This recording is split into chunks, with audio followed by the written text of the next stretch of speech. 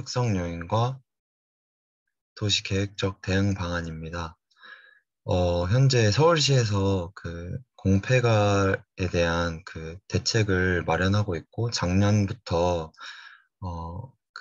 발표했듯이 이제 공폐가를 어떻게 활용할 것인지에 대한 시와 그리고 구 단위의 그 자치구 간의 협의를 통해서 어, 비용을 지원한다던가 시설 조성비를 전액 부담한다는 등에 따른 지원 방안이 나왔는데요.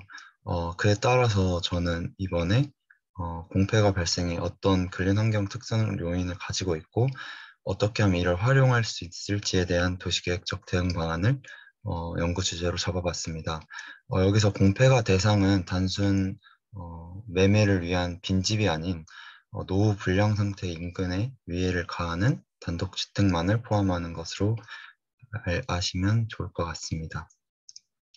예상 결론을 한번 써봤는데요.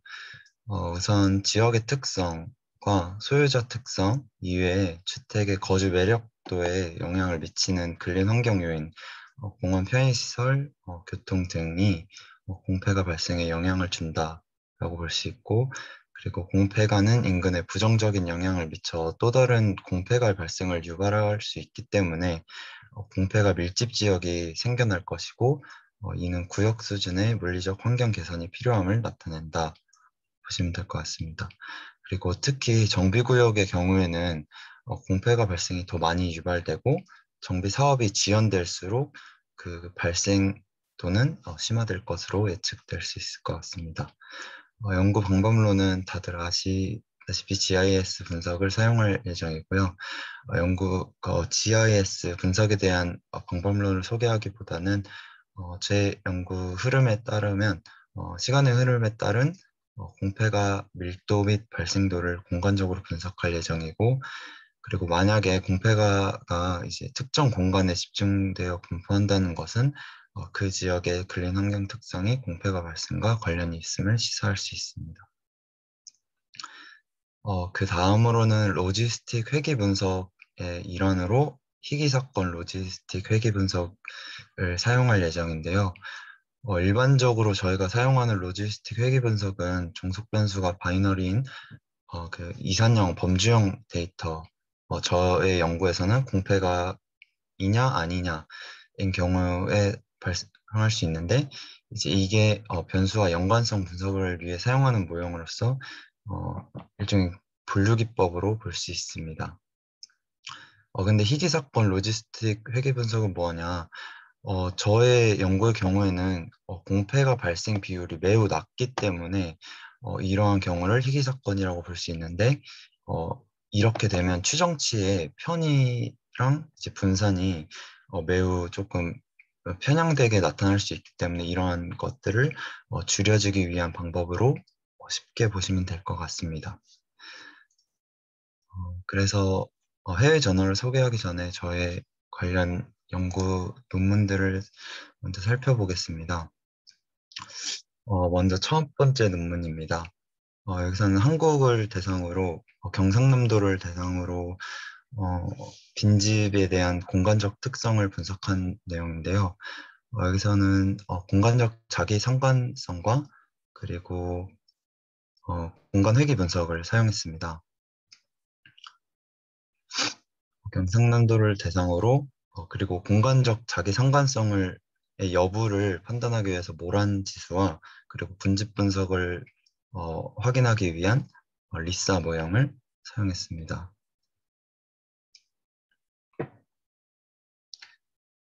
그래서 2017년부터 2019년까지를 대상으로 했고요.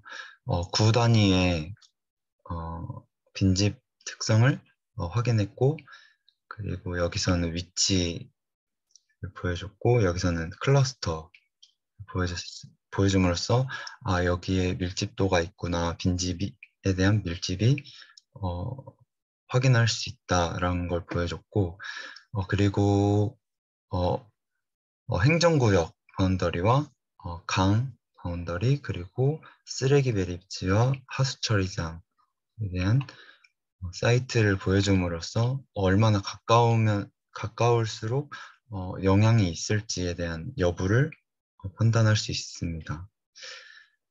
그래서 여기서는 이제 행정구역에 대한 그 버퍼를 줘서 그 400m를 줌으로써 이 행정구역과 400m 구역 내에 있는지 아니면 그 빈집이 그 구역 밖에 있는지를 구분한 것이고, 여기서도 마찬가지로 강의 그 거리로부터 400m의 버퍼를 줘서 강 구역 내에 있는지 아니면 그 외에 있는지, 그리고 쓰레기 매립지로부터 4km 반경 안에 있는지 밖에 있는지를 구분했습니다.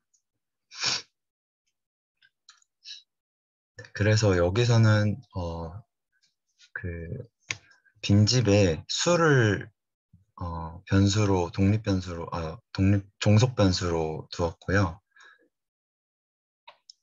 모란지수를 확인함으로써 여기서는 글로벌 전역적인 그 경상남도 구 전체 구를 대상으로 했기 때문에 전역 모란지수를 사용했습니다. 그래서 0.9793을 볼 수 있듯이 이게 상관성이 있구나를 공간적 상관성이 있구나를 확인했고, 이제 리사 분석을 통해서 이제 여기에 핫스팟 그리고 콜드스팟을 봄으로써 핫스팟 쪽은 그 빈집도가 많고 그리고 주변에 영향을 끼치는 그런 경향을 보이고 있고, 콜드스팟에서는 다소 그 빈집의 수가 적고 그리고 주변의 영향을 그 빈집의 영향을 미치는 게 적구나를 알 수 있었습니다. 네, 그 다음으로는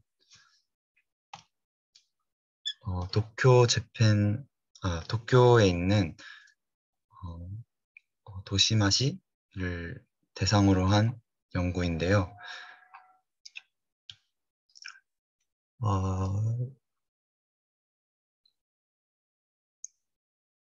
여기서는 조금 그 빈집에 영향이 있을 수 있지만 조금 재활용하기 위해서는 네이버우드 근린 커뮤니티가 조금 그 빈집에 그, 빈집을 조금 긍정적으로 활용할 수 있는 그런 대안이 될 수도 있다라는 것을 제시해 줬습니다.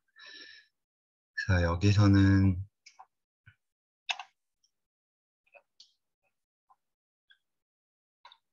프로빗 리그레션 분석을 사용했는데요. 로지스틱과 비슷한 그 분석 방법으로도 익히 알고 계시겠지만 약간 조금 다르다는 것을 조금 알고 계실 것 같습니다. 그래서 여기서는 이제 어, 빈집의 그 빈집의 개수 대비 그 거래된 집의 개수를 이렇게 수치화한 거고요. 그리고 이제 어두울수록 이게 빈집의 비율이 더 높다는 것을 확인하실 수 있을 것 같습니다.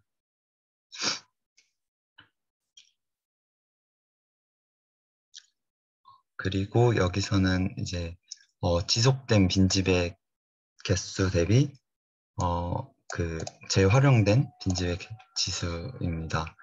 그래서 오래된 그 오래 빈집이 방치된 집이 많을수록 이제 어두운 것을 수치화 표시한 것입니다. 네, 그고요. 그 다음으로는 여기서는 빈집을 조금 어떻게 하면 찾아낼 수 있을까를 고민해서 조금 한 연구입니다. 여기서는 구글 스트릿 뷰를 활용해서 딥러닝 방법을 이용했습니다. 보시면 합성곡 신경망을 이용했고요. 여기서 볼 수 있다시피 리모트 센싱 데이터, 위성 사진으로는 이거를 구분할 수가 없다고 판단했기 때문에 구글 스트릿 뷰로 이제 건물의 특성 그리고 건물 주변의 그 식생의 분포 이런 것들을 확인해서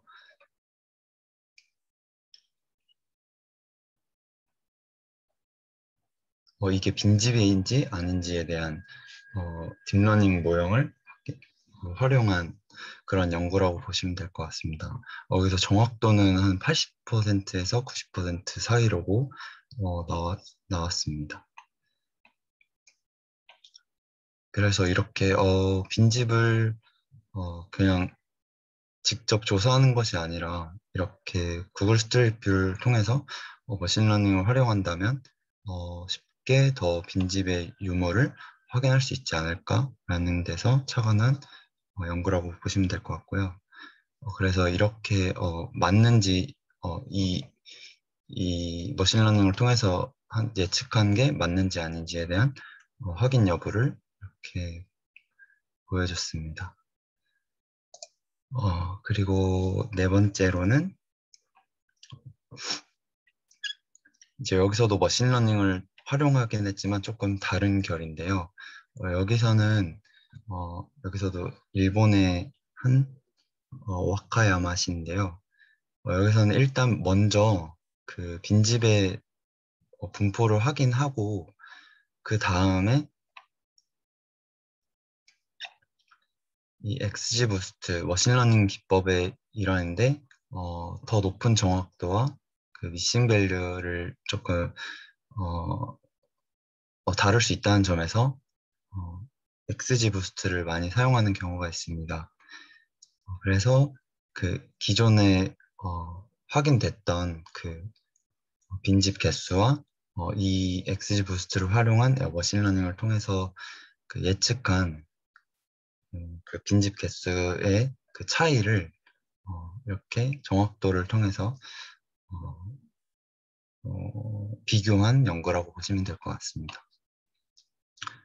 그래서 마지막 연구는 Sustainable City and Society인데요. 이거는 제가 그 선택한 저널이기 때문에 제 저널을 설명드리고 소개해드리도록 하겠습니다. 저는 Sustainable City and Society를 소개해드릴 건데요.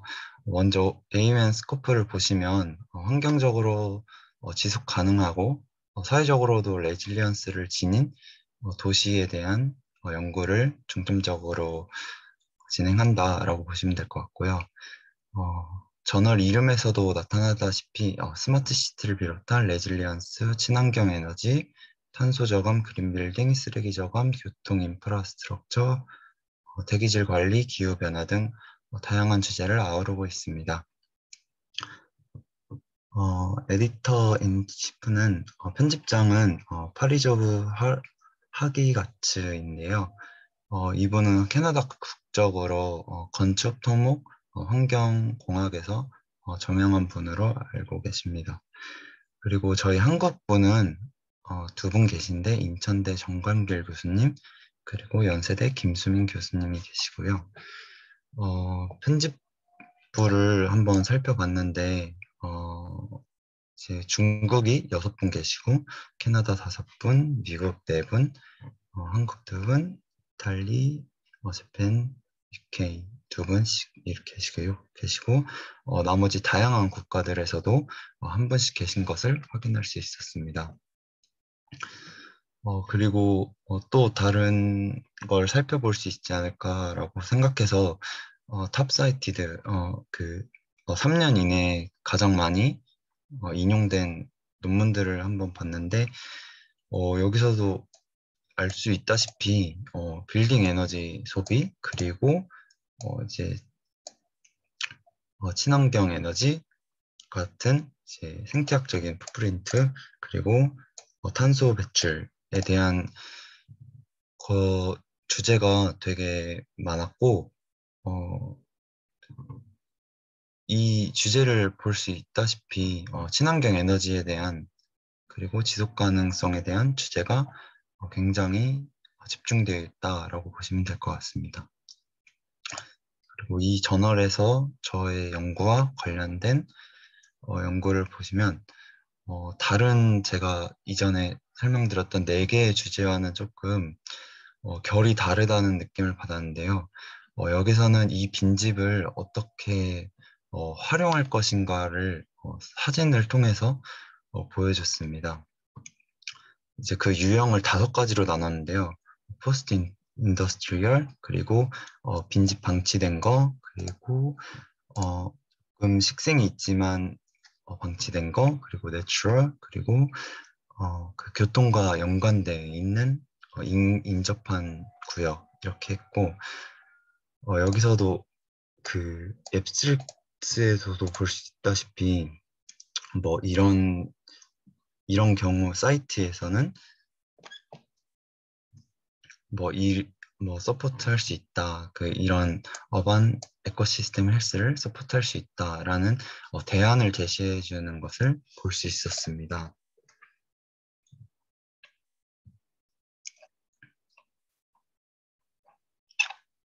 그래서 이제 빈집이란다. 빈 공간을 물리적 특성, 그리고 생태학적 특성, 그리고 사회 문화적 특성을 통해서 구분을 하려고 했고, 그래서 이제 탈공업화, 그리고 그냥 방치된 집, 어느 정도 식생이 있는 방치된 공간, 그리고 내추럴 사이트, 그리고 교통과 인접한 공간을 유형화해서 이것들을 어떻게 사용할 것인지를 확인했는데요. 여기서는 이렇게 저널의 특성과 관계 있듯이 어반 포레스트 그리고 이제 어, 나무가 얼마나 있고 그리고 식생이 얼마나 분포되어 있는지를 통해서 이렇게 유형화를 했고 네 그래서 이제 그, 그 버려진 공간은 커뮤니티 자산으로도 활용할 수 있다. 그리고 조금 식생이 있는 버려진 공간은 내추럴 에셋으로 활용할 수 있고 그리고 그냥 이제 내추럴한 사이트와 그 교통이 인접한 공간은 그린 네트워크로 사용할 수 있다. 이렇게 어, 이것을 보면서 이 저널에 조금 색깔이 보인다라는 것을 확인할 수 있었던 것 같습니다. 네, 이상 저의 발표는 여기까지 마치도록 하겠습니다. 네, 아주 뭐 준비 잘 했네요.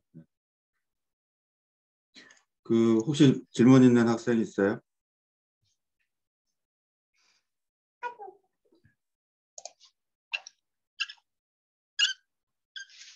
음, 여기 아까 보여준 것 중에서 어플라이드 사이언스지 같은 경우는 거기 약간 논란 중인 저널로 나오거든. 건전 학술 정보 시스템인가? 학술 활동 지원 시스템. 그러니까 읽어보는 건 괜찮은데 투고는 좀 조심해야 될 것 같고요. 앞으로. 승재는 여기 공패가 이쪽으로 좀 생각하고 있는 건가 보죠? 네, 이번 학기 연구 주제로 한번 생각해 보고 있었습니다. 이번 학기 전체는 전체로서는 아직 조금 잡은 건 없고요. 좀 다양한 주제를 조금 다루고 싶어서 일단은 생각해 둔 게 이 주제입니다. 음, 그래요. 사실 뭐 주제가 아직 정해지지 않았겠지만 이 공패가 관련해서는 뭐 한 5년 전에 굉장히 좀 인기 주제여가지고 되게 많은 사람들이 공패가 연구를 했었는데 요즘엔 또 좀 뜸한 것 같아요. 왜냐하면 그 공패가가 뭐 일본 같은 경우 이제 공패가가 많이 생기니까 뭐 그래서 우리도 비슷하지 않을까 해서 와 몰렸었는데 침체되는 도시도 있고 뭐 생각보다 이렇게 딱히 어 하여튼 어떤 방법을 도출한다거나 뭐 그런 게 없어가지고 사실 이제 그 다음에 이제 법도 만들어졌는데 음, 약간 건축적인 접근들이 이제 많다 보니까 이제 전체 아까 그 일본 같은 연구들 보면 이제 전체적으로 그 빈집이 어떻게 발생하는지 뭐 이렇게 분포 같은 것도 이제 분석하고 막 그랬었는데 한국 같은 경우 좀 그게 뭐 분포가 정확하게 나타나지 않는 뭐 그런 것도 있었고요. 뭐 방법론적으로는 그 뭐 스마트 시티 얘기 나오면서 이제 물 사용량 데이터라든가 전기 사용량 데이터를 가지고 이 빈집을 추적해 보자 그런 연구들은 좀 있었는데 어, 그것도 뭐 부산에서 조금 있다가 그 이후에 뭐 어떻게 되는지 그 이유는 잘 모르겠는데 만약에 승재가 이 주제로 계속 연구해 본다면 아까 그 딥러닝 가지고 분석해 보는 거 있잖아요. 구글 스트리트 뷰 가지고 이렇게 딥러닝으로 분석을 해서 이게 빈집인지 아닌지 추적하는 그런 방법을 좀 스터디를 해가지고 연구를 해보면 기존의 이런 그 빈집 관련 연구들이 좀 못했던 거를 한번 뚫고 나가볼 수 있지 않을까 그런 생각은 일부 드네. 네. 약간 뭐 스마트 시티 어, 주제이기도 하고 어, 보면 이제 그 아까도 얘기했지만 이제 비슷한 주제들이 많았는데 비슷한 주제가 등장했던 연구를 다시 하려면 뭐 이런 방법론이 새롭거나 뭐 그렇게 돼야 되거든. 똑같은 방법론 해봤자 결국엔 똑같은 길을 그냥 걷다가 끝날 거고. 그래서 뭐 그런 머신러닝 방법, 그 이미지 프로세싱하고 그런 거, 어, 그런 거 한번 컴퓨터 비전이나 아니면 CCTV 같은 거 연결해서 해볼 수도 있고, 그런 가능성은 좀 있어 보이네.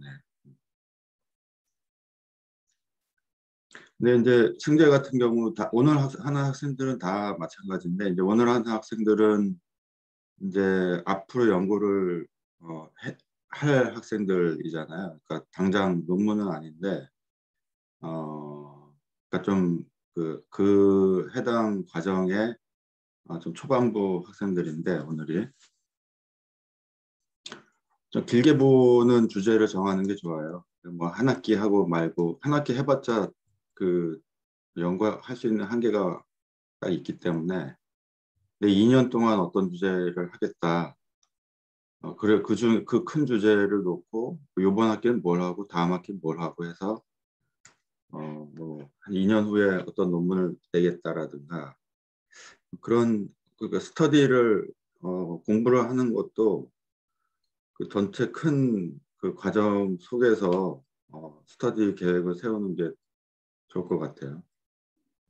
그러니까 뭐 예를 들면 머신러닝을 언제 이걸 하기 위해서 머신러닝을 언제 스터디를 한다거나 아니면 통계 방법을 언제 스터디를 한다거나 뭐 이런 식으로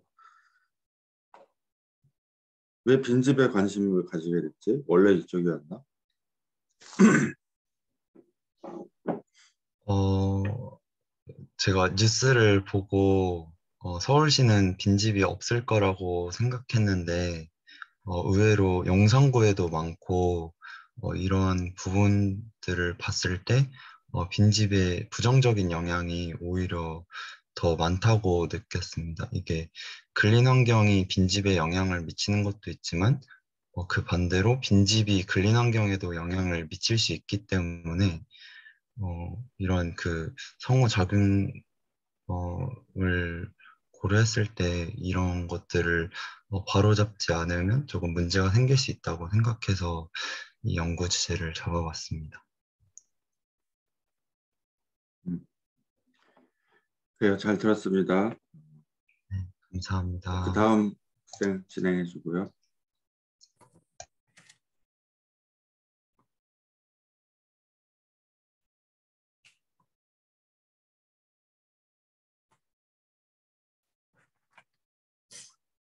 네, 이제부터 제가 그 연구실 논문 세미나를 발표하도록 하겠습니다.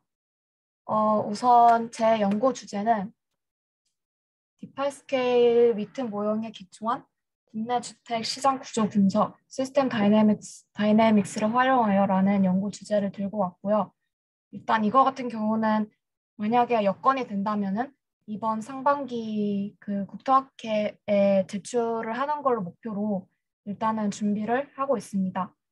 네, 그래서 일단 이거에 대해서 좀 더 자세하게 설명을 하자면은 일단 우리나라 그 주택 시장의 작동 원리에 대해서 알아보는 건데 이제 그거를 디파스켈 위튼 모형이라는 거를 토대로 해서 우리나라 주택 시장을 알아보는 것입니다. 그래서 디파스켈 위튼 모형이 무엇이냐라고 했을 때 이렇게 아래 나와 있는 그래프를 말하는데요. 그래서 이거 같은 경우에는 일단 크게 네 가지 변수로 이루어져 있습니다. 그래서 뭐 재고량, 임대료, 가격, 건설량 이렇게 이 네 가지 변수가 서로 이제 인과관계에 의해서 우리나 그 주택 그 부동산 시장이 이렇게 작동을 한다라는 것인데 그래서 예를 들면은 이 재고량에 따라 임대료가 정해지고 이 임대료에 따라 가격이 정해지고 그다음에 이 가격에 따라 이제 향후 건설량이 정해지고 이 건설량에 따라 이제 그 재고량이 얼마큼 남았다. 그래서 이렇게 계속 반시계 방향으로 돌아가면서 점점 균형을 맞추는 그런 모형입니다. 그래서 이거 같은 경우에 제가 생각하는 예상 결론은 크게 이렇게 세 가지로 나와 있는데요. 그래서 첫 번째 결론 같은 경우에는 이렇게 이 네 가지 변수로만 이제 시스템 다이내믹스 모형을 만들었을 때 우리나라 그 주택 시장 구조를 잘 설명할 수 있느냐라고 했을 때 결론적으로는 설명하기 부족하다라는 첫 번째 결론을 얻을 수 있고 그다음에 두 번째 같은 경우에는 이 네 가지 기존 변수에 뭐 예를 들어 뭐 어떤 세금 규제라던가 뭐 이자율 뭐 여러 가지 투기적 수요, 뭐 예를 들어 이런 여러 가지 요소를 추가했더니 이 시스템 다이내믹스 모형의 정확도가 높아졌다라는 결론을 두 번째로 얻을 수 있었습니다. 그래서 여기 아래 이제 그래프 보면은 이제 이 빨간색 선이 이제 진짜 그 예를 들어 부동산 가격인데 이 파란색이 이제 그 디파스케일 위튼 모형으로만 했을 때의 그 그래프입니다. 그래서 이게 보면은 현저 이제 차이가 나는 것을 볼 수 있는데 이렇게 초록색 그래프처럼 여기에 이제 여러 가지 변수를 추가했더니 점점 이제 빨간색 실제 가격과 점점 비슷해지더라. 그래서 이렇게 뭔가 찾아가는 과정을 두 번째 결론으로 하게 될 것 같고요. 그다음에 이제 마지막 결론으로는 이제 이게 시뮬레이션이 가능한 방법론인데 이제 여기 여러 가지 시나리오를 저희가 직접 시뮬레이션 돌릴 수 있습니다. 그래서 예를 들어 뭐 이자율이 어떠어떠한 정책, 뭐 공급량이 어떠어떠한 정책, 그래서 이런 거를 여러 가지 시나리오를 돌려보면서 그거 가장 뭐 몇 번째 정책 시나리오가 가장 좋더라라는 이런 거를 비교 분석을 통해서 그러면은 이러한 정책 시나리오를 해보는 게 좋겠다라는 이렇게 결과론적인 이런 결론까지 이렇게 1, 2, 3 이렇게 결론을 낼 수가 있고요. 그래서 일단 방법론에 대해서 좀 더 설명을 하자면은 이 시스템 다이내믹스 같은 경우에는 이제 정말 만들어진 지 얼마 안 된 굉장히 비교적 최근에 가까운 방법론입니다. 그래서 이제 미국 MIT 대학의 제이 포레스터라는 교수가 처음 발명을 했고 이거 같은 경우에는 사실 경영학과나 산업공학과에서 많이 쓰이던 방법론이라고 합니다. 그래서 이 도시 분야에서 쓰인 지 얼마 안 돼서 도시 관련된 논문을 일단 찾아보기 힘들고 이제 점점 도시에서 많이 쓰이고 있다라는 것과 그다음에 이 시스템 다이내믹스를 소개를 하자면은 인공지능과 빅데이터 그리고 가상현실 개념을 통합한 소프트웨어를 이용하여 또 사회 문제나 공학 시스템 이런 것들을 모델링을 하고 또 이 소프트웨어 안에서 이제 여러 가지 시뮬레이션을 하면서 미래를 예측하는 그런 방법론입니다. 그래서 이 시스템 다이내믹스를 우리가 이제 기존에 가장 많이 쓰던 일반적인 방법론과 비교를 해보자면은 일단 보통 방법론 같은 경우에는 그리고 특히 부동산 시장을 분석할 때 있어서는 그냥 굉장히 정태적이고 부분적으로만 바라보고 예를 들어 단기적, 단선적, 그러니까 예를 들어 인과관계, 뭐 회귀 분석처럼 이렇게 했기 때문에 이렇게 했다더라 이런 방법론에 많이 쓰이고 이제 데이터가 많을수록 뭔가 좀 더 정확도가 올라가는 그런 보통 특징을 갖고 있는데 이 시스템 다이내믹스 같은 경우에는 기존의 방법론과 전혀 정반대의 특징을 갖고 있습니다. 그래서 예를 들어서 일단 굉장히 복잡한 시스템에서 분석적인 해결책을 제공할 수 있으며 그리고 이제 보통 방법론이 단기적이고 단선적이라는 거에 비해서 일단 시스템 다이내믹스 같은 경우에는 피드백적 사고가 가능하고 동지적 사고가 가능합니다. 그래서 이거 같은 경우에는 이제 어떤 데이터에 의존한다기보다는 어떤 그 변수들 간의 관계성, 이들의 상호 연관성이 어떻게 되냐에 따라서 그 안에서 자꾸 맴도는 그런 거를 초점을 둬서 연구하는 그런 방법론입니다.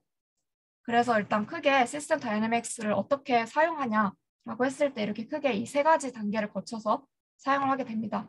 우선 첫 번째 같은 경우에는 그러니까 이런 거는 사실 굉장히 이제 자세한 내용이니까 스킵을 하고 일단 크게 세 가지 축으로 말씀을 드리자면은 일단 첫 번째는 이 피드백 구조나 커즌 이펙트라고 해가지고 인과지도 다이어그램을 그리게 됩니다. 그 다음에 이 두 번째 단계에서는 이 인과지도 다이어그램을 그린 거를 토대로 이제 스토킹 플로우 다이어그램을 그리게 되고 이제 이거를 통해서 직접 이제 시뮬레이션 모델링을 하게 됩니다. 맨 마지막 3단계에서는 이제 이 두 번째 단계에서 했던 시뮬레이션 결과를 여러 가지 시나리오를 돌려보면서 비교해보고 그다음 향후에 이제 어떠한 정책이 가장 좋다더라, 어떠한 결정이 가장 좋다더라, 어떤 이런 의사 결정을 하게 되는데 사실 이렇게 말하는 것보다 그 그래프를 통해서 이해하는 게 더 편할 것 같아가지고 네 이렇게 그림을 갖고 왔습니다. 그래서 이거는 제가 이제 실제로 논문에서 제가 지금 이제 쓰고 있는 걸로 갖고 왔는데요. 일단 이 왼쪽에 있는 그래프랑 이 오른쪽에 있는 그 그림을 보시면은 확연히 다르다는 것을 알 수 있을 텐데 사실 이거는 완전 똑같은 그림입니다. 여기 이렇게 예를 들어 뭐 주택 가격, 부동산 세율, 뭐 부동산 규제 정도 이런 요소들이 다 여기에도 있는데 이게 어떻게 다르냐라고 했을 때 일단 이 왼쪽이 아까 첫 번째 단계에서 하는 그런 인과지도 다이어그램을 의미합니다.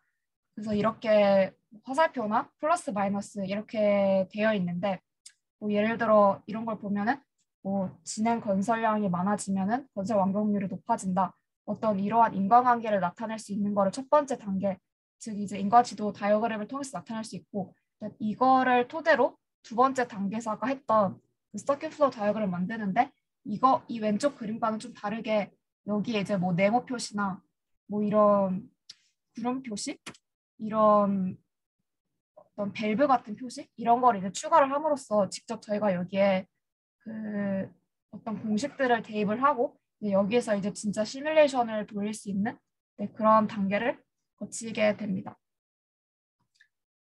이제 그 다음에 저널 소개를 할 텐데 아무래도 이게 제 주제가 부동산이기도 하고 실제로 이제 시스템 다이내믹스 같은 경우가 동태적인 사고를 위주로 하기 때문에 부동산 시장을 분석할 때 굉장히 효율적이라고 합니다. 네, 그래서 이제 제가 갖고 온 갖고 온 저널도 이제 아무래도 부동산에 관련된 저널인데 그래서 이제 제목 같은 경우에는 The Journal of Real Estate Finance하고 Economics라는 건데 이제 여기 편집위원을 보면은 대부분 다 미국 분들로 이루어져 있고 이제 이 저널에서 다루는 키워드 같은 경우에는 뭐 도시경제, 주택, 지역화학, 공공정책, 시장작동관리, 그다음에 이제 모기지, 자산 유동화, 그다음에 이제 부동산에 관련된 위험관리 리스크 이런 것들에 관한 저널이고요. 이제 제가 여기에서 논문을 한 편 가져왔고 이제 나머지 4편 논문은 실제로 이제 시스템 다이내믹스가 우리나라 부동산 시장이 어떻게 활용되는지 그걸 이제 보여드리기 위해서 이렇게 논문을 가져왔습니다. 그래서 이거 같은 경우에는 제가 예를 들어 이 논문을 통해서 결과가 이러이러하다라는 거를 초점을 둬서 설명을 해드리기보다는 이게 시스템 다이내믹스가 워낙 이 도시 분야에서 이제 진출한 지 얼마 안 된 거이기도 하기 때문에 이러한 개념이 시스템 다이내믹스에서는 이렇게 쓸 수 있구나라는 관점으로 그냥 가볍게 어떻게 활용되는지 이제 보여드리려고 합니다. 그래서 일단 첫 번째 논문 같은 경우에는 여기 이제 시스템 다이내믹스를 활용한 주택 작동 원리 분석이라고 되어 있는데 이제 예를 들어 제가 아까 보여드린 것처럼 이러한 형식으로 이제 각각 요소를 이렇게 넣어서 이게 서로 어떻게 영향을 주는지 이렇게 화살표 모양과 뭐 플러스 마이너스 모양으로 이렇게 그리게 됩니다. 그 다음에 이제 이렇게 여러 가지 요소를 관점으로 이러한 그 인과지도 다역을 만들고 나서 합치게 되는데 이렇게 이런 식으로 만들고 나서 합치게 되면 어떤 이렇게 하나의 인과 모형을 만들게 됩니다. 그래서 이제 이 인과 모형을 통해서 이제 실제로 이제 우리나라 주택 시장이 어떤 식으로 이제 굴러가고 있는지 뭐 수요 공급 차이에 인해서 임대주택 가격이 이렇게 변하더라. 이것 때문에 이렇게 변하더라. 이것 때문에 이렇게 변하더라. 라는 거를 이제 굉장히 더 순환적인 관점에서 동태적인 관점에서 그리고 어떤 피드백적 사고가 가능한 이런 식의 모형을 만드는 게 이 시스템 다이내믹스의 어떤 최종 목적이라고 볼 수가 있고요. 그다음에 이제 두 번째 논문 같은 경우에는 똑같이 시스템 다이내믹스를 활용해서 이제 국내 전세의 구조에 대해서 알아보는 건데 이건 당연히 국내 전세니까 아까와 이제 변수가 좀 달라지겠죠. 그림은 비슷하겠지만 그래서 이것도 이제 그림을 보여드리면은 이제 뭐 매매 가격, 전세 수요 이러한 요소들로 이제 이렇게 모형을 그릴 수가 있는 것을 볼 수가 있고, 네, 이건 이제 공급 측면에서 이렇게 볼 수가 있고, 이제 이런 것들을 각각 요소를 이제 다 합쳐서 거기 어떤 하나의 큰 모형을 만드는 이러한 과정이 이제 시스템 다이내믹스에서 이제 가장 중점으로 하는 그런 것이라고 볼 수 있습니다. 네, 그래서 결국에는 어떤 이 큰 모형 안에 이런 작은 요소들이 결국엔 다 숨겨져 있다는 점. 네, 그래서 결국엔 이렇게 어떤 하나의 전체 모형을 이렇게 우리가 만들 수가 있고, 이제 이것을 우리가 데이터를 넣었고, 이제 시뮬레이션 돌려보면서 이게 과연 진짜 정확한지, 그다음에 데이터를 넣어서 시나리오를 돌려서 이게 어떤 시나리오가 가장 뭐 효과가 좋더라, 이런 거를 만들 수 있는 그런 구축하는 과정 이렇게 또 보여드렸고요. 그다음에 세 번째 논문 같은 경우에는 이거 같은 경우는 이제 주택 시장에서 이제 주택 담보 대출이 어떻게 활용될지 이거는 이제 여러 가지 이자율 변경을 통해 어떤 시나리오가 가장 좋을지 그런 거를 보여주는 그런 논문인데요. 네, 그래서 이것도 그러니까 결국 원리는 다 비슷한데 요소를 어떻게 넣느냐에 따라서 그리고 시나리오를 어떻게 돌리냐에 따라서 결과가 달라지는 그런 방법론입니다. 그래서 이렇게 가격 모형 그 다이어그램을 만들고 이제 아까 제가 말씀드린 시뮬레이션 하기 전에 이러한 공식들, 이러한 이퀘이션을 넣어서 이제 직접 시뮬레이션을 이렇게 돌릴 수 있고, 그다음 이제 이거 같은 경우는 뭐 여러 가지 시나리오인데 실제로 맨 마지막 결과로는 우리가 시뮬레이션 나중에 돌리고 나서 결과가 이렇게 나오더라. 네, 이런 거를 알 수 있는 그런 방법론입니다. 그다음에 이제 네 번째 같은 경우에도 이것도 이제 부동산 시장 가격 안정화에 관련된 논문인데 이거 같은 경우에는 이런 모형을 일단 만들고 이렇게 실제로 검증을 하고 결과론적으로는 이러한 그래프를 통해서 이거 중에 어떤 시나리오가 가장 좋다더라, 이게 가장 안정화에 좋다더라, 네, 이런 거를 알아내는 그런 방법론입니다. 그 다음에 일단 맨 마지막 같은 경우에는 이제 제가 아까 소개해드린 그 저널에서 갖고 온 논문인데요. 네, 저도 아마 논문을 이번 이제 학회에 제출하게 된다면은 아마 이 논문을 가장 많이 참고해서 쓰게 될 것 같은데 이 논문 같은 경우에는 어떤 중국에 있는 어떤 한 도시의 그 부동산 시장의 모형을 구축을 하고 또한 이게 이제 어떠한 정책을 폈을 때 가장 부동산 안정화에 좋은지 그걸 알아보는 그런 논문입니다. 그래서 이 같은 경우에는 1, 2, 3단계가 가장 고르게 잘 설명이 되어 있는 그런 논문인데요. 그래서 예를 들어 어떤 중국 부동산 시장의 특징이라고 볼 수 있는 투기적 수요나 그리고 공산주의적 관점의 어떤 그런 정부 규제, 계획 이런 거를 이제 요소를 넣어서 이제 이 도시만의 모형을 만들었고요. 네, 이렇게 만들었고 그다음에 이제 이건 이제 두 번째 시뮬레이션 돌리는 과정이고요. 그래서 이제 결국에는 어떤 부동산 규제가 이렇게 어떻게 영향을 줬을 때 가장 효과가 크더라. 네, 이런 거를 알아볼 수 있는 그런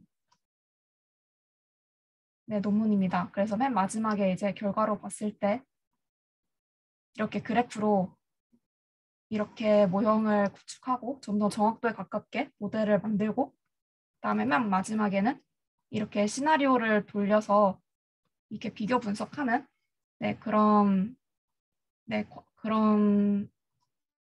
네, 그런 연구를 가지고 있는 그런 방법론입니다. 네, 그래서 발표는 여기까지 하도록 하겠습니다.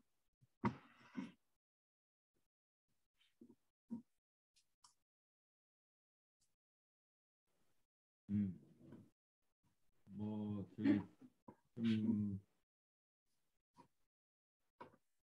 일단 잘 들었고요. 연구실에서 하는 주제하고는 조금 뭐 거리가 있긴 한데, 하여튼 뭐 부동산 관련해서 아마 앞으로 그 주연이가 이쪽 분야로 이제 연구도 하고 논문도 쓰겠다 뭐 그렇게 보면 되나요? 네네네.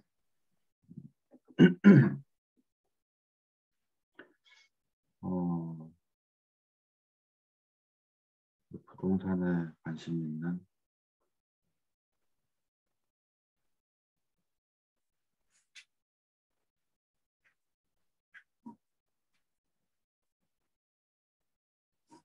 김지민 학생 혹시 안 들어와 있나?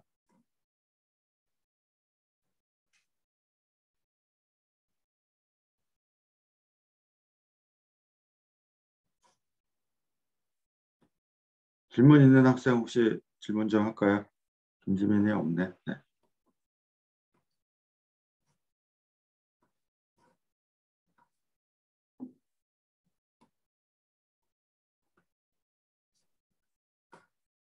조종우.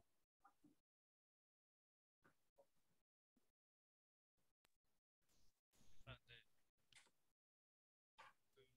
저 인과관계 루프 만드는 논문은 예전에도 많이 봤었는데요. 실제로 이제 시뮬레이션 궁금한 거는 이제 결국에 시뮬레이션 하려면 데이터가 있어야 되잖아요. 그래서 네네. 여기서 그러니까 인과관계 루프가 그러니까 인과관계나 뭐 이런 것들이 잘 만들어졌다고 쳤을 때 네. 그래서 기존의 그 분석불보다 더 훨씬 더 이제 정교하고 디테일하게 만들어졌다고 하더라도 네. 이것과 관련된 데이터가 없는 경우에 네. 시뮬레이션이 잘 될 수 있을지 그래서 보통 연구들에서 데이터를 어떻게 해서 시뮬레이션 하는지 그게 좀 궁금하거든요. 일단 이거 같은 경우에는 당연히 말씀하신 것처럼 데이터가 많을수록 당연히 정확도가 높아지는 건데 이 방법론의 특징 중 하나가 예를 들어 회귀 분석 같은 경우에는 뭐 여러 가지 변수를 넣어서 뭐 이 변수는 뭐 0.1, 뭐 0.3 이렇게 굉장히 구체적인 수치가 나오잖아요. 이거는 그거랑 다르게 구체적인 수치를 원한다는 그런 방법론이기보다는 어떤 이 변수를 넣었을 때 어떤 추세, 흐름, 그러니까 구체적인 수치보다는 그 흐름을 알 수 있는 그런 방법론이기 때문에 제가 이거 관련된 어떤 교수님 한 번 수업 들었을 때도 물론 데이터가 많으면 좋지만 어떤 데이터 그 자체보다는 차라리 어떤 변수와 변수 간의 어떤 인과관계 그런 게 있어야 더 좋다라고 말씀하셨거든요. 네, 그래서 제 대답은 물론 데이터가 많을수록 좋지만 이거 같은 경우는 그렇게 데이터가 많이 없어도 구체적인 수치에 집중하는 그런 방법론이 아니고 어떤 큰 흐름만 트렌드 이런 분석에 더 유용하기 때문에 그렇게 막 저희가 알고 있는 엄청난 양의 데이터 그 정도까지는 없어도 충분히 활용 가능하다라고 대답을 드릴 수 있을 것 같습니다. 이게 예측이 단기에 그 미래 예측할 때 단기예요, 네. 중기예요, 장기예요? 그럼 이거는 단기인가요, 그럼? 어, 예측을 위한. 그러니까 이게 단기, 중기, 장기라고 말씀드리긴 되게 애매한데 이게 보통 어디에 많이 쓰이냐면은 그 정치할 때 어떤 정책이나 경영할 때 그런 쪽에서 많이 쓰이는 걸로 알고 있어서 단기, 중기 그런 어떤 시간적인 그런 것보다는 네, 시간이랑은 크게 상관은 없는 것 같습니다.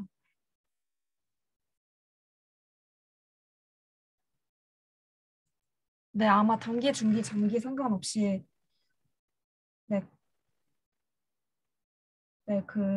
네, 그거는 뭐 예를 들어 장기는 하면 안 된다, 뭐 중기는 하면 안 된다. 네, 이런 특징은 없는 걸로 알고 있습니다.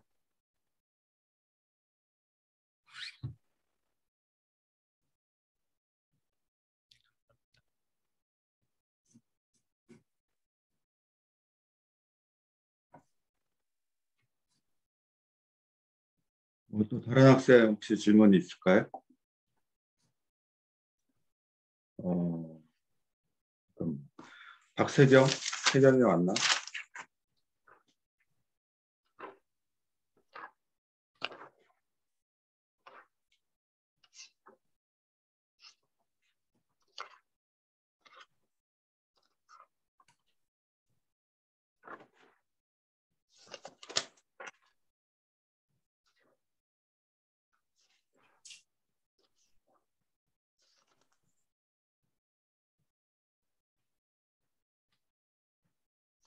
세경이 왔나?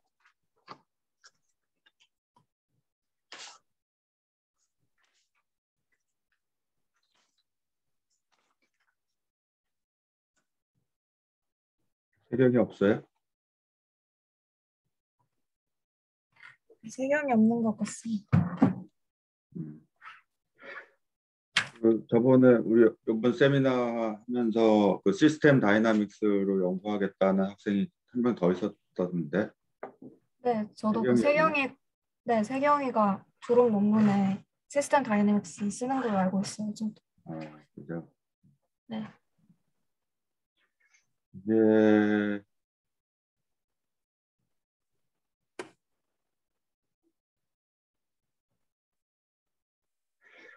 여기 시스템 다이나믹스라는 연구 방법을 쓰는 교수님이 그 건축과의 박문서 교수님이 쓴다고 하던데 네. 뭐 수업을 들었어요?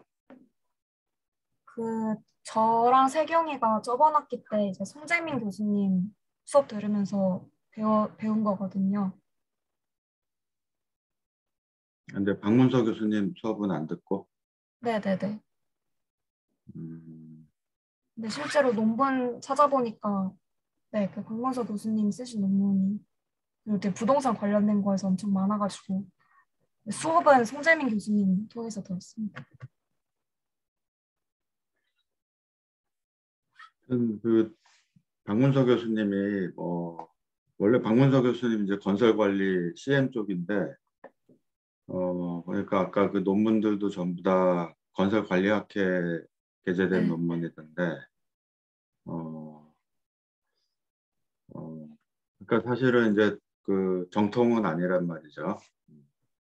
정통은 아니기 때문에 이게 부동산 분야에서 시스템 다이나믹스를 사용한 연구들을 찾은 게 먼저인데, 그러니까 그 건설 관리 쪽에서 시스템 다이나믹스로 논문을 아무리 써도 어, 사실 나도 처음 알았거든. 건설 관리에서 부동산으로 연구하고 있다는 거를 처음 알았는데 그 정도면 하여튼 도시 분야에서 안 알려져 있던 얘기거든요. 그 건설 관리에서 이런 어, 뭐또 부동산 분석하고 하는 거가 안 알려져 있는데 희한하게 건축과에서는 건설 관리 분야에서 이걸 하고 있네. 음. 근데 이제 뭐 한미 파슨스 같은 데서 이제 그냥 건설 관리도 하고 이제 그게 좀 더 넓어져 가지고 이제 자산 관리 개념으로 가니까 건설 관리 쪽에서 이 부동산 쪽도 이제 다루는 모양인데 그러니까 우리 원래 그 한국저널 같은 경우에 뭐 국토학회지라든가 아니면 부동산 관련 학회지들 거기서 시스템 다이나믹스를 쓴 게 있는지를 찾아봐야 될 것 같아요. 네네. 그래서 그게 일단 이런 방법론을 선택을 할 때는 그 방법론을 이 연구 주제에 사용하는 게 맞냐 이거를 먼저 증명을 해야 되는데 그걸 증명하는 방법은 뭐예요? 증명한다기보다는 일단 애초에 이 시스템 다이내믹스가 도시 파트에 들어온 지 얼마 안 됐고 이제 도시 파트에 들어왔을 때 어디에 어디에 이제 설명력이 좋을까라고 했을 때 부동산이 제일 적합하다라는 증명까지는 아닌데 그런 설명글이 굉장히 많아서 부동산 할 때 이 방법로 써도 되겠구나 해서 쓴 거예요. 근데 뭐 부동산이랑 시스템 다이내믹스랑 쓰면 안 된다라는 것보다는 둘이 잘 맞는다라는 말이 더 많아서 네, 한번 써봤습니다.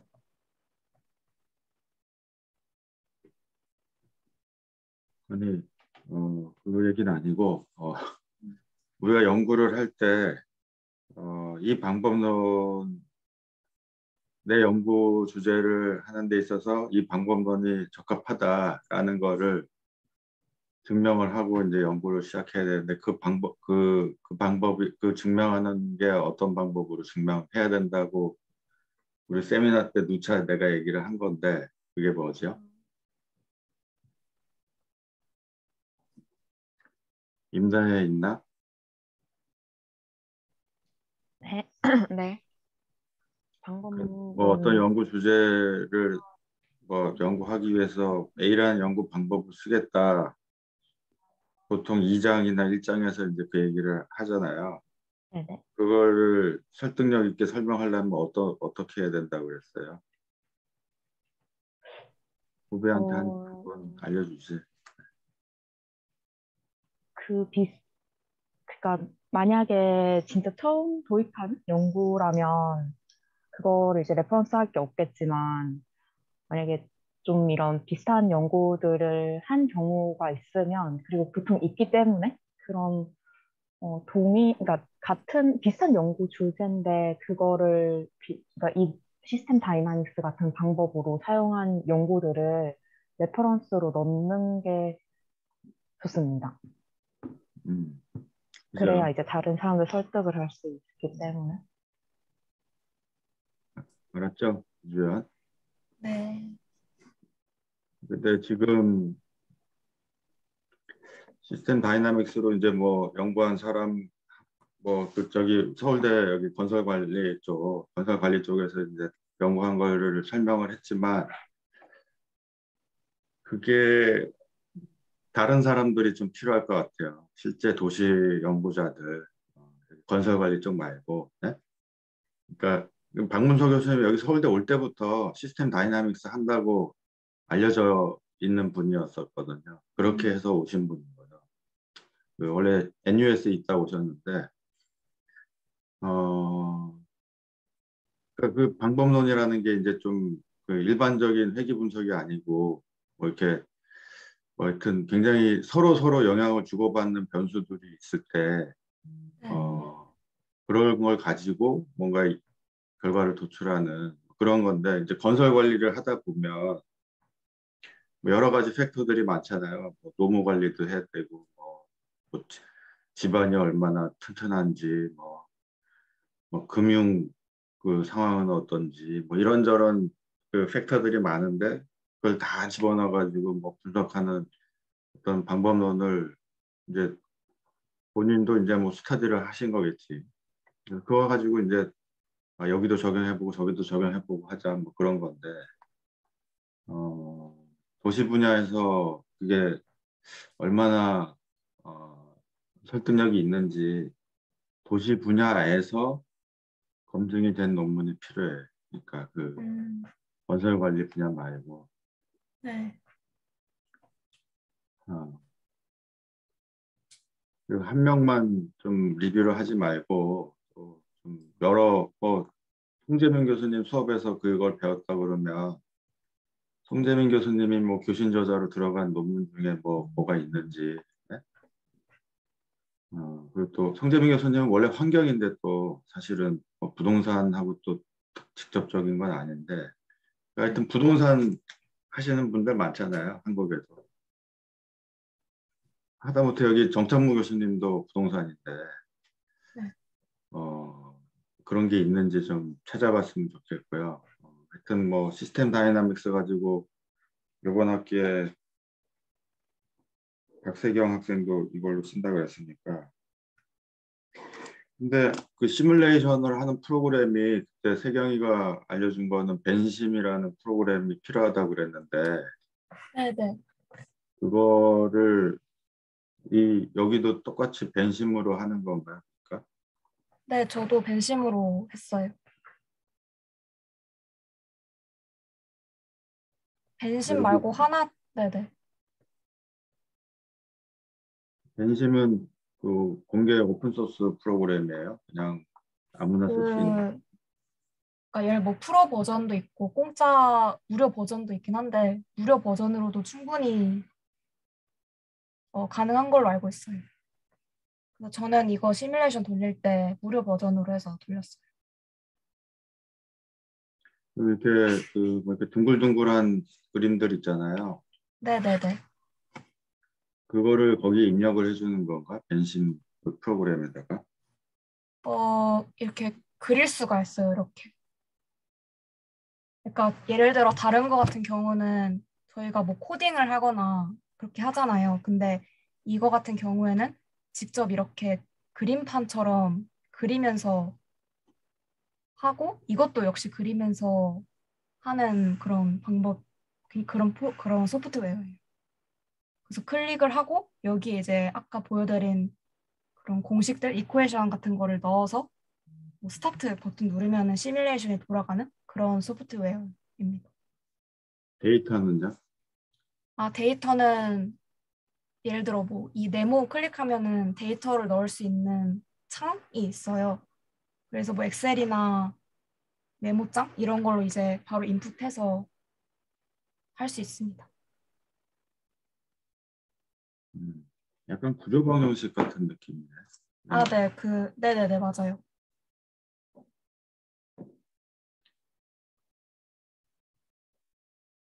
뭐 이런 쪽으로 본인이 이제 연구를 해보겠다. 저기 내가 지난주에 얘기한 거 있잖아요.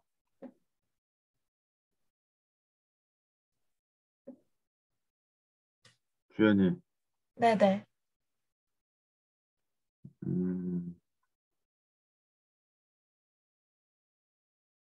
그건 따로 얘기하자. 네.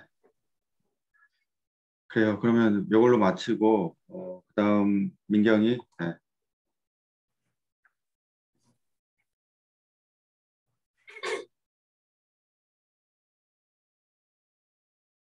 네, 발표 시작하겠습니다. 제 연구 주제는 이제 스마트 시티를 ODA로 적용할 때 기술 격차가 어떤 영향을 미치는지에 대한 연구입니다.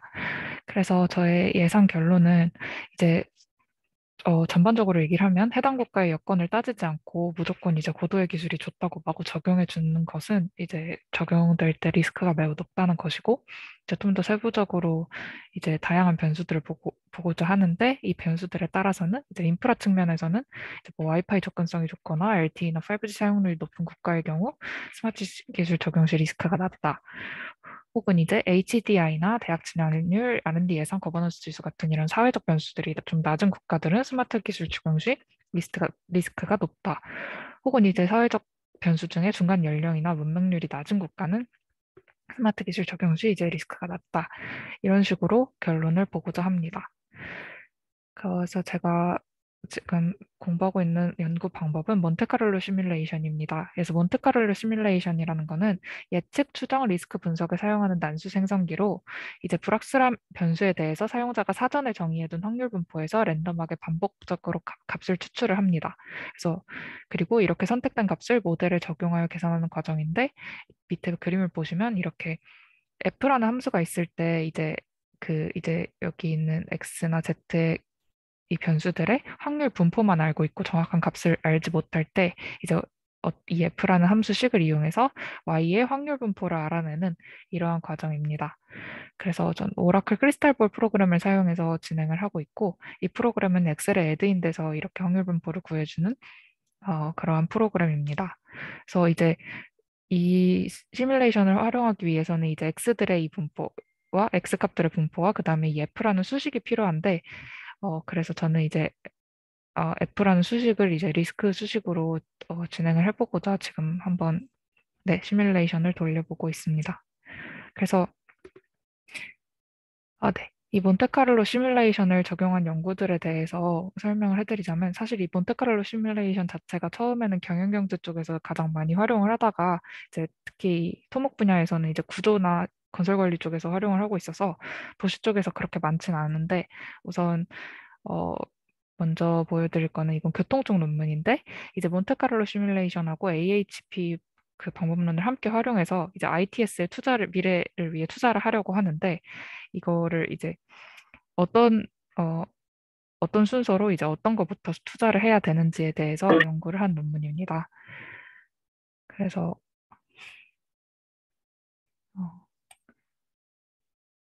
이렇게 이러한 변수들을 가지고 AHP 분석을 진행을 하였고 이제 이러한 변수들을 따라서 이제 ITS에 투자를 하겠다라는 걸 로 HP 분석을 진행을 하였고 다양한 수식들을 활용해서 몬테카를로 시뮬레이션을 이제 돌려본 결과는 뭐 이렇게 됩니다. 이제 몬테카를로 시뮬레이션은 주로 이제 시나리오를 나눠서 많이 함께 활용을 하는데 그래서 이제 VC 레이시오가 이제 0.4인 경우, 0.8인 경우 이런 식으로 나눠가지고 이제 각각의 수치를 얻어낸 결과입니다. 네.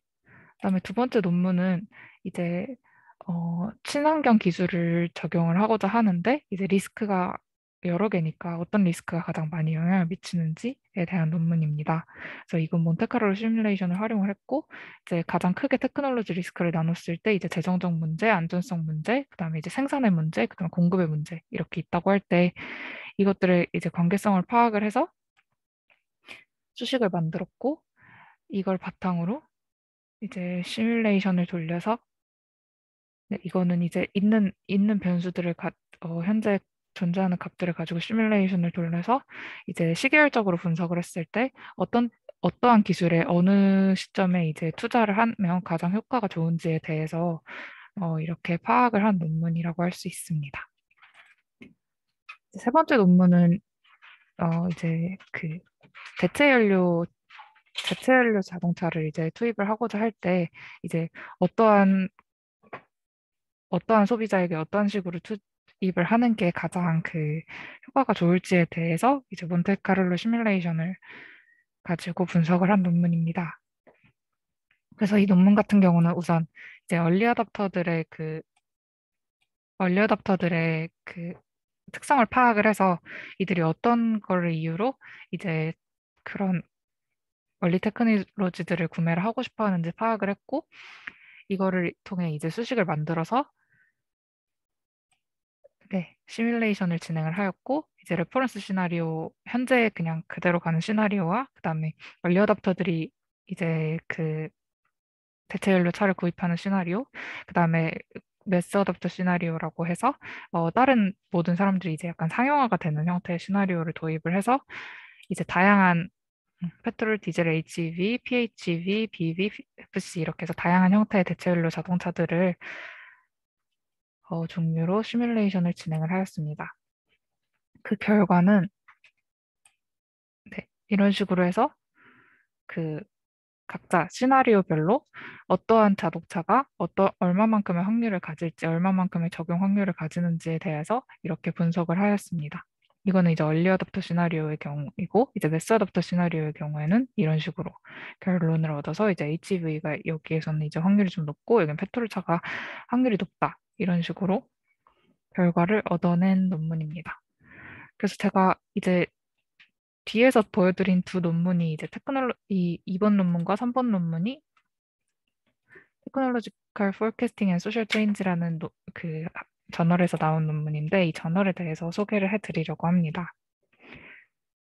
해당 저널은 이제 임팩트 팩터가 8.593으로 상당히 높고 이제 그래서 리저널 앤 얼반 플래닝 분야 1위를 차지했다고 합니다. 이제 엘스비어에서 나온 논문집이고 이제 미국에서 97년부터 발행이 되고 있습니다. 이제 1년에 9편의 저널이 이제 발행이 되고 치프 에디터들은 두 분이 계신데 이제 영국의 스콧 커닝햄이라는 교수님과 이제 대만의 이제 메이치 후라는 교수님 이렇게 두 분이 맡고 계십니다. 사실 이거는 근데 그 완전히 도시적 논문은 아니고 이제 두 가지를 다루고 있는데 이제 리저널이나 어바 플래닝 분야와 비즈니스 분야 두 가지를 다 다루고 있어서 약간 한 50, 50 정도로 논문이 이제 나오고 있는 것 같습니다. 그래서 이제 그 편집자들은 이제 미국 분들이 가장 많고 유럽 분들이 굉장히 많습니다. 그래서 영국이나 이탈리아나 네덜란드나 이런 분들이 굉장히 많고 한국 분도 두 분 계신데 두 분 다 이제 그 비즈니스 쪽 교수님들인 것으로 확인이 됩니다. 그래서 에이맨 스코프는 이제 이제 플래닝 분야에서 미래학적인 이제 기술적으로 이제 미래 기술을 포함하는 이러한 다양한 분야들을 다루고 있고, 그래서 사회적이나 환경적이나 이제 기술적인 그런 영향들을 주는 그러한 다양한 분야들을 되게 크게 다루고 있습니다. 그래서 네, 논문을 되게 다양한 분야들을 다루고 있어서 논문을 몇 가지 더 보여드리자면 이제 가장 최근에 되게 많이 나온 논문으로는 코로나 관련해서 이제 나온 논문들이 많은데 이거는 인도에서 이제 기후적 영향이나 사회적 영향이 코로나의 이제 분포에 어떤 그 영향을 주었는지에 대한 논문입니다. 그래서 네, 이제 작년 여름쯤에 나온 논문인데 이제 이렇게 당시에 코로나가 발생을 했었고 인도에서 그래서 이거를 이제 온도라던가 아니면 바람 세기라던가 뭐 이런 다양한 것들과 비교를 해봤을 때 네, 이렇게 기후에 영향을 받고 있는 지역들이 이렇게 되고 기후에 영향을 받고 있지 않은 지역들은 왼쪽과 같습니다. 그래서 이런 식으로 해서 어떠한 것에 영향을 가장 많이 받았는지 논문에서 파악을 하였고 바람에 가장 영향을 많이 받았다고 합니다. 네. 두 번째 논문은 이제 중국에서 그 어반 스프롤을 그 측정을 하는 시스템을 이제 만들어 냈습니다. 그래서 네, 해당 지역에 대해서 그 만들어낸 논문인데 이제 그 다양한 신경망 이론들을 다양하게 적용을 해가면서 어떤 것이 맞는지 이제 네, 확인을 한 논문입니다. 그래서 이러한 다양한 신경망들을 여러 가지를 적용을 해가면서 어떤 것이 맞는지 적용을 했고 결국은 이렇게 딥러닝을 활용해서 이렇게 여러 가지 신경망 이론들을 한 번에 넣어가지고 한 것이 이제 오차율이 적다라고 이제 판단을 한 논문입니다. 그래서 다양한 여러 가지 그 이론들이고 그다음에 오차율이 가장 낮은 게 여기서 그 만들어낸 이론이다라고 이제 주장을 하고 있는 논문입니다. 세 번째는 이제 브라질에서 이제 그 도시 그 교통에 이제 저탄소 전략을 적용을 할 때 어떠한 방식으로 해야 되는지에 대해서 시나리오 분석을 한 논문입니다. 그래서 이제 시나리오로는 이제 뭐 그 재택근무를 촉진한다던가 이제 공유교통을 촉진을 한다던가 대중교통 촉진 아니면 뭐 이런 바이오풀 활용 이런 다양한 시나리오를 적용을 했을 때 네, 그래서 시나리오를 적용을 했고 그래서 그 결과 표로 나와 있긴 한데 결론적으로 이제 다 계산을 해보았을 때 이제 바이오퓨를 적용하는 게 가장 효율이 좋다라는 결론을 내린 논문입니다. 그다음에 이거는 한국에서 쓴 논문인데 한국의 유비쿼터스 에코시티라는 이제 개념이 있었을 때 2014년 논문인데 이게 진짜로 스마트하고 그 지속 가능한 도시 형태인지 아니면 그냥 브랜딩을 위한 허울 좋은 어, 그런 개념일 뿐인지에 대해서 분석을 한 논문입니다. 이건 케이스 스터디로 분석을 했는데 결론은 이제 사실 음, 네.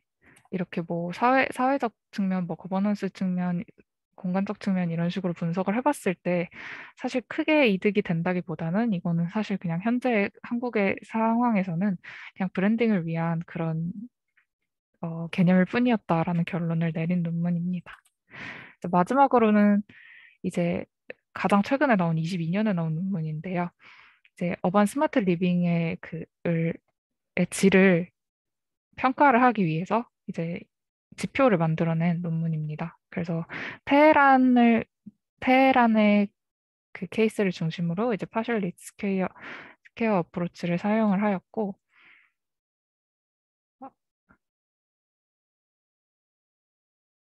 네, 그래서 이런 식으로 구조방 정식을 활용을 해서 그 결론을 내린 결과 이제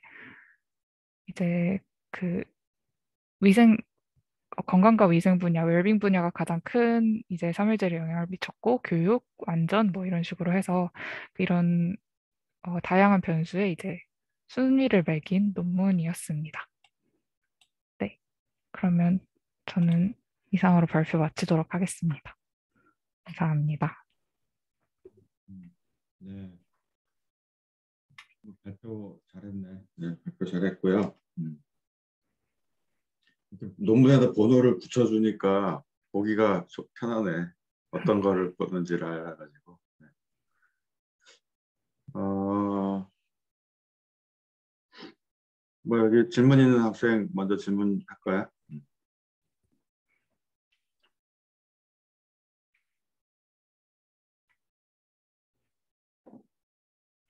그 예근이 와 있나?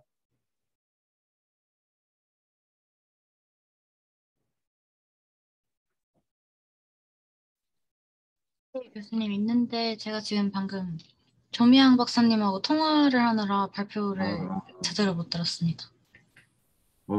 통화 뭐 문제가 있나요? 아니요. 그 아이리스 이제 입력이 거의 막빠지고 이제 제안서 내용 부분을 좀 여쭤보셔가지고 그 부분 조금 설명드리느라 시간이 조금 걸렸습니다.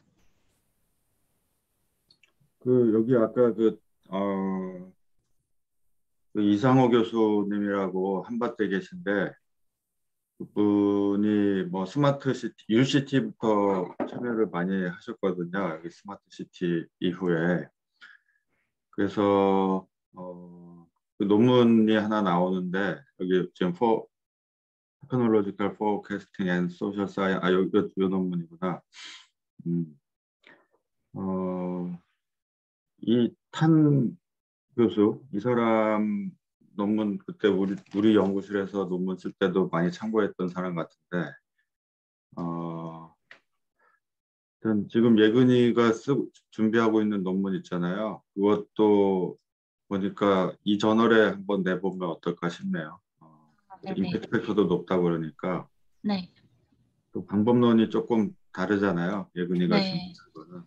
네, 맞습니다. 여기 내보면 어떨까 싶고, 그 민경이가 지금 뭐 이렇게 분석하고 있는 거, 네. 몬테칼로 시뮬레이션 가지고 하는 거, 그것도 여기다가 한번 트라이 해보는 것도 좋을 것 같네요. 네. 네, 알겠습니다. 그러니까 그 해외 저널 낼 때는 이렇게 명백하게 방법론이 명확한 게 하나가 있어야지 좋거든. 그러니까 여러 개보다 하나인 게 더 강렬해요. 보통 그 방법론 같은 경우. 그래서 그렇게 한번 진행해 보면 어떨까 싶고, 이 논문집이 굉장히 그 스마트 시티나 약간 그 어떤 기술적인 공학적인 논문 쪽에서 상당히 좋은 논문인 것 같네요. 근데 이게 카테고리가 리저널 앤 어번 플래닝으로 돼 있어요. 네, 이렇게 비즈니스랑 두 가지로 되어 있습니다. 우리가 보통 어번 스터디즈에서 찾았잖아요. 이 해외 저널들. 네. 이거 리저널 앤 어번 플래닝이라고 따로 카테고리가 따로 있던가? 네, 네, 이렇게 나와 있었습니다. 아, 그러니까 이게 그 분류가 다른가? 아니면은 이게 스코프스가 있고 SCI가 있잖아요. 웹 네. 오브 사이언스. 분류 덩어리가 다른 데서 찾은 건 아닌가? 혹시? 얘도 이제 SSCI라고 나와 아니, 있었는데, 물론 네, SSCI인데, 그러니까 네, 웹 네. 오브 사이언스에서 네, 네, 거기서 찾은 본 결과입니다. 거예요. 네. 어번 스터디즈는 좀 사회과학 쪽에 가깝고, 이 리저널 어번 플래닝 같은 경우는 약간 공학이나 플래닝 쪽에 가까운 것 같네. 그러니까. 어번 스터디즈는 그때 몇 개였었지? 이게 지금 40개 중에 1위예요? 네, 그렇게 확인됩니다. 다른 어,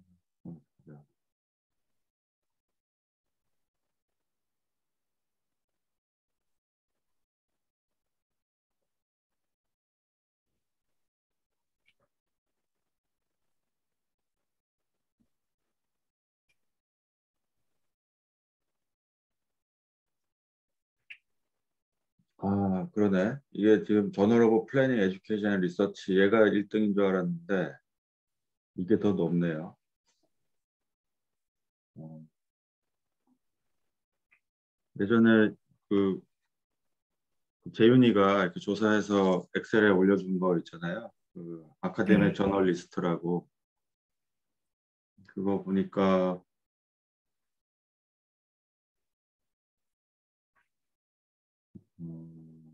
조금 다르네. 네. 잠깐만. 얘가 더 위에 있네. 보니까. 굉장히 좋은 저널인 것 같아요. 그래서 트라이 해보면 좋을 것 같고, 어, 몬테칼로 시뮬레이션은 민경이 같은 경우에 이제 방법론을 지금 쓰고 있는데, 뭐 나는 많이 들어가지고 나는 뭐 추가로 질문할 건 없는데, 혹시 질문 있는 학생이 있으면 질문하고요. 이거 크리스탈 볼이라는 프로그램을 구매해서 이거는 쓰고 있거든. 그래서 혹시 다른 학생들도 이 방법론으로 한번 연구해 보겠다 싶은 학생은 얘기하면 요거를 설치해서 쓰면 되니까요. 이것도 굉장히 뭐 이렇게 우리가 그러니까 요거 같은 경우 그 데이터를 우리가 다 확보를 못하기 때문에 그러니까 좀 듬성듬성 빠져 있는 데이터들을 이제 분석할 때 이제 확률을 통해 가지고 그 값들을 추정해 주는 그런 프로그램이라고 하더라고. 그래서 그 안에 있는 알고리즘을 우리가 다 알 필요는 없지만 그 알고리즘 상에 있는 내용들을 봤을 때는 어, 그러니까 우리가 좀 확보하지 못한 데이터들에 대해서도 좀 신빙성 있는 결과를 도출해 준다. 이게 학계에서는 뭐 이미 나와 있는 결론이라니까 이걸 가지고 뭐 도시 현상을 분석하는데 도시 현상이 다 데이터들로 나오는데 뭐 빠진 게 많잖아요. 빠진 게 많고 그럴 때 사용하기 적합한 도구인 것 같아요. 그래서 비싼 돈 주고 샀으니까 관심 있는 학생들 같이 분석해봐도 좋을 것 같아요. 이게 무한정 쓸 수 있던가요? 민경이? 네네. 프로그램. 어, 근데 이제 컴퓨터에 몇 개까지 설치가 되는지 확인은 안 해봤는데 일단 2개 이상은 되는 걸로 확인이 되긴 합니다. 라이센스 하나긴 한데. 질문 하나 해도 돼요? 네. 그 몬테카를로 시뮬레이션을 할 때 데이터를 가지고 그 분포를 만들어내고 그 다음에 만약에 또 근데 그 다음에 이제 없는 데이터들도 있으니까 그걸로 다시 난수 생성해서 감 만들고 약간 이렇게 이해를 했는데 근데 네. 만약에 데이터에 원본 데이터가 추가되거나 뭐 다른 변수값이 추가됐을 때 그러면 다시 이 그래프가 바뀌어서 또 다른 결과값을 내고 그런 거는 그냥 그러니까 하나의 논문에서는 베리에이션을 안 주고 보통 그냥 그 있는 데이터들만 해서 분석을 하는 그렇게 되는 건가요?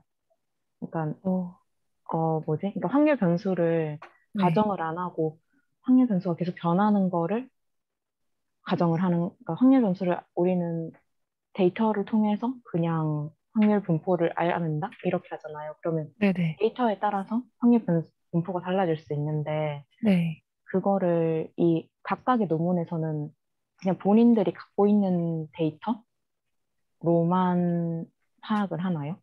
제가 네네. 만약에, 네. 네네. 말씀. 만약에 제가 5개 변수를 썼어도 네. 다른 논문에서 5개 변수 말고 뭐 6개 변수를 써서 분포를 알고 있을 수 있잖아요. 네. 그러면 그 변수를 모두 다 써야 되는 건지 아니면 그 5개 변수로 하되 뭔가 분포를 거기서 알아냈기 때문에 그 분포만 가져와도 되는지?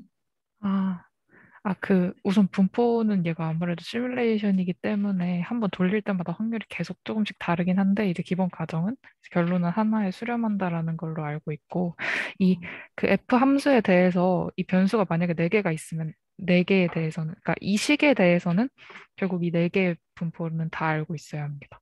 그러니까, 어, 결국 알고자 하는 식이 가지고 있는 변수가 몇 개냐가 가장 중요한 것 같습니다. 네, 감사합니다. 네.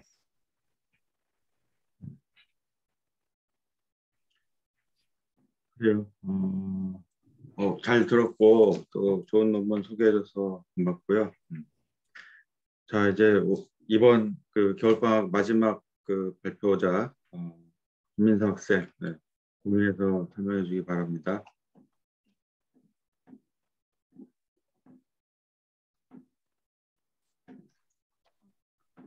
네, 발표 시작하겠습니다. 연구 주제는 중심지 공간구조 특성이 도시 지속 가능성에 미치는 영향, 이제 보행자 인식 중심으로 잡았고, 두 번째로는 압축형 공간구조 특성이 도시 환경에 미치는 영향, 그 같은 연구 주제를 이 2가지 제목으로 잡아봤는데요. 제가 관심 있는 분야는 이제 도시 지속 가능성, 공간구조, 압축 도시, 도시 환경에 관심이 있습니다. 예상되는 결론 및 시사점은 도시 중심지 공간 구조가 기능에 따라서 도시 환경에 많은 영향을 줄 것이다라고 가정을 하고 그걸 이제 도시 요소별로 분석을 해보고자 합니다. 첫 번째로는 토지 이용과 시설, 그리고 지속 가능한 교통, 자연환경 이 3가지 특징으로 도시 중심지가 어떤 특성을 가지고 그걸 유형화해서 그게 도시 지속 가능성에 어떠한 영향을 미치는지 분석을 하는 것을 최종 목표로 두고 있고요. 이 주제로 잡은 이유는 석사 때 했던 논문을 발전시키고자 했었습니다. 지속 가능한 도시가 갖추기 위한 도시 요소는 무엇일지, 도시 중심지 특성별 환경이 어떻게 다를지, 어떤 중심지가 도시 매력이 높을지에 대해서 항상 관심을 가지고 석사 때도 이 주제로 했었는데요. 세종시를 중심으로 했었습니다. 그래서 주변 광교, 동탄, 신도시와 분석을 해서 중심지 특징을 분석하는 거를 이제 맥크롤린과 그리고 중심지 공간 분석을 통해서 확인을 했었고요. 그래서 이러한 논문의 연구 목적을 좀 더 발전시켜서 방문자와 거주자가 도시 지속 가능성에 영향을 미치는 요소들을 정량적으로 매핑하는 것을 목표로 하고 있습니다. 다시 돌아와서 이 연구 2가지 질문에 맞춰서 연구의 흐름을 잡아보았습니다. 서론에서 이제 도시 지속 가능성에 대한 요소를 추출하고 도시 계획 및 자료를 검토해서 중심지를 유형화하고자 합니다. 그 다음에 이제 다음에 소개해드릴 연구 방법론과 연결이 되는데요. 이것을 이제 보행자의 관점에서 중심지의 특징들을 분석하게 됩니다.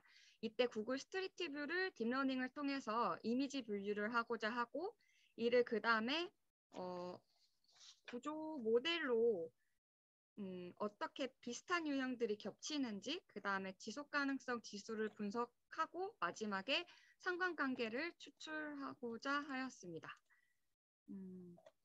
좀 더 방법론에 대해 중심으로 말씀드리면 텐서플로우로 이미지 분류를 구글 스트리트 뷰를 이제 찍어가지고 보행자 관점에서 보게 됩니다. 그래서 거리 수준의 건물, 오픈 스페이스, 그 다음에 또 도로폭, 뭐 공원의 면적 같은 거를 이제 스트리트 뷰로 찍어가지고 그걸 이제 객체별로 분류를 하게 됩니다. 그러한 것을 이제 뭐 어떤 중심지는 뭐 도로폭이 이렇고 오픈 스페이스가 이렇다 보니까 지속 가능성에 어떤 영향을 주더라. 이런 식으로 이제 중심지를 뭐 슈퍼블록이면 이런 특징, 주거 지역은 이런 특징, 이런 식으로 나누고자 하는데요. 그 다음에 이러한 분류된 이미지의 데이터 자료들이 있잖아요. 그걸 모아서 다기능 의사결정 기법, 요건 뭐 좀 더 제가 공부를 해야 알겠지만 이러한 식으로 대행 요소를 유형화해서 어떠한 요소가 가장 영향을 많이 미치는지를 분석하고자 하였습니다. 그 다음 그 외에는 설문조사랑 그리고 사례조사를 통해서 도시 계획의 주요 계획 그리고 설계 요소들을 분류하고자 하였습니다. 저널을 찾아보기로는 Sustainable Cities and Society로 잡았고요. 이건 앞서 보니까 승재가 이 논문을 같이 찾아서 간략히 소개해드리면 사이트 인용 지수는 10.7이고요. 임팩트 팩터는 7.587로 찾았고요. 한국 분이 2분 계시는 것으로 확인을 했습니다. 이 부분은 간략히 소개를 드리고 제가 찾은 논문은 총 3가지인데요. 여기서 보시면 첫 번째 논문 같은 경우는 인간 중심의 빅데이터 딥러닝 접근으로 해서 아까 말씀드린 구글 스트리트 뷰를 활용한 논문이 2개, 1, 2번 그리고 3번은 이제 마지막으로 분류된 데이터를 어떻게 활용할지에 대한 방법론을 중심으로 찾아보았습니다. 그래서 도시 형태를 도출하기 위해서 새로운 이미지 기반의 빅데이터 기법을 활용한 논문입니다. 첫 번째 논문은. 그래서 거리 중심에서 이런 식으로 확인을 해서 보시면 하늘, 건물, 그리고 표면, 피복도, 토지 피복도나 뭐 아니면은 나무, 그리고 그 외 객체들로 해서 이런 식으로 이미지를 분류하게 됩니다.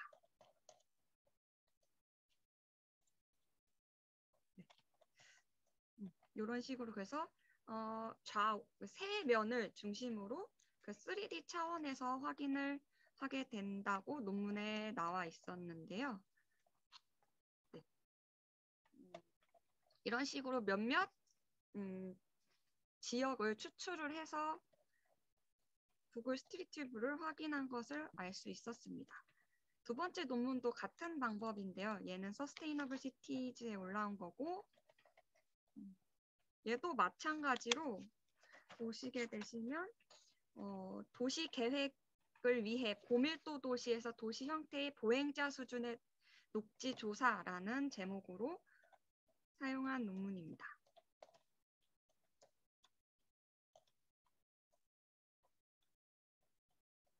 얘도 구글 스트리트 뷰를 통해서 보행자 수준에서 어떻게 도시 계획이 이루어졌는지 실제 사용자의 관점에서 확인하였다는 점이 인상이 깊어서 제가 찾아오게 되었습니다. 마지막으로는 얘는 이제 데이터들을 모아서 어떤 요소가 가장 영향력을 많이 미쳤는지에 대해서 찾아본 논문입니다. 그래서 얘는 다기준 의사결정 기법을 사용했는데요.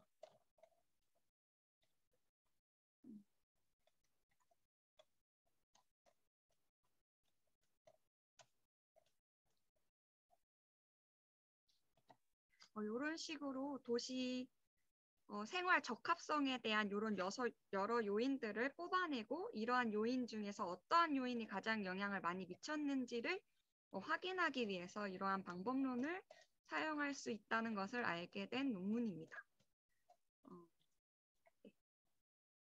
그래서 제가 크게 적용하고자 한 방법론은 구글 스트리트 뷰를 활용한 그 데이터 이미지 분석을 통해서 중심 지별을 유형화하고 이거를 이제 어떠한 계획 요소가 도시 지속 가능성에 영향을 주는지 확인하고자 하는 것을 연구의 흐름으로 잡아 보았습니다.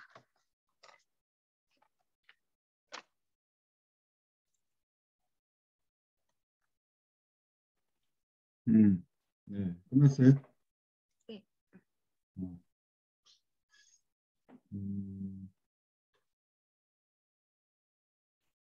민서 학생은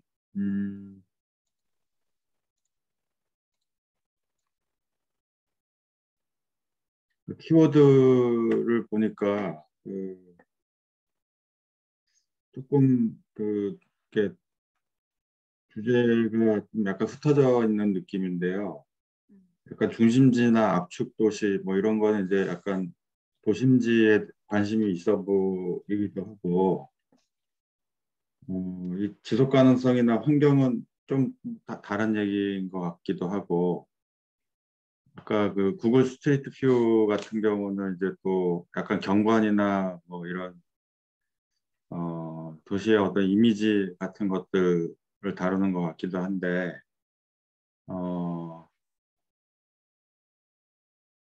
그 조금 예를 들어서 지속 가능성이나 환경 쪽에 관심이 있으면은 방법론이 구글 스트리트 뷰를 분석해서 그게 가능한지 잘 모르겠는데요. 예를 들면은 도시의 온도라든가 뭐 에너지나 또는 또는 뭐 바람길 뭐 이런 거를 아니면 또 미세먼지 뭐 이런 거를 봐야 되는 거 아닌가 싶기도 하고, 아니면 환경이라는 개념을 이렇게 좀 과학적인 환경, 과학에서 얘기하는 환경 말고 뭐 좀 그냥 브로드하게 그냥 도시 환경, 그냥 도시 공간에 대한 도시 공간을 그냥 환경이라고 브로드하게 얘기한 건지 잘 모르겠는데, 음,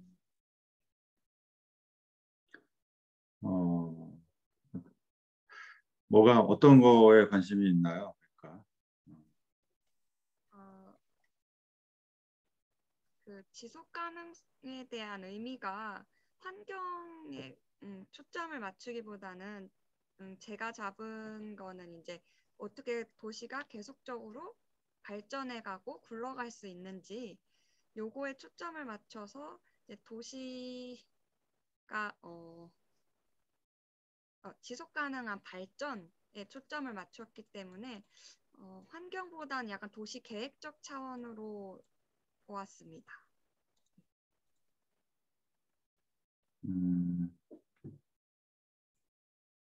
그러니까 예를 들어서 어떤 뭐 도시 개발의 잠재력 같은 그렇게 되면 이제 토지 이용에 대한 연구 주제이기도 한데요. 그러니까 개발 잠재력을 분석을 하는 건다면 또 좀 다른 얘기죠. 그러니까 개발 잠재력, 예를 들어 역세권에 어디 뭐 개발 잠재력이 어느 정도 있느냐, 뭐 그런 거를 아까 뭐 그것도 사실 어떻게 보면 복잡계니까 아까 뭐 얘기했던 어떤 시뮬레이션 기법을 이용을 해가지고 뭐 그런 비슷한 유의 연구들이 꽤 있죠. 그러니까 그 도심부에 그러니까 사람이 그냥 설계를 하는 게 아니고 인공지능이 이렇게 막 추정을 하는 거죠. 그러니까 지금까지 데이터들을 집어넣어가지고 그 뭐 예를 들어서 서울대 입구역이다. 서울대 입구역이 한 30년 후에 어떻게 바뀌어 있을지를 이렇게 시뮬레이션을 컴퓨터가 쫙 돌리는 그런 류의 연구들이 최근에 해외 같은 데 많이 나오던데, 뭐 한국에도 뭐 있겠죠. 그래서 그런 류의 연구를 인가? 그러면 그런 류의 연구예요? 그런 류의 연구로 생각하나요?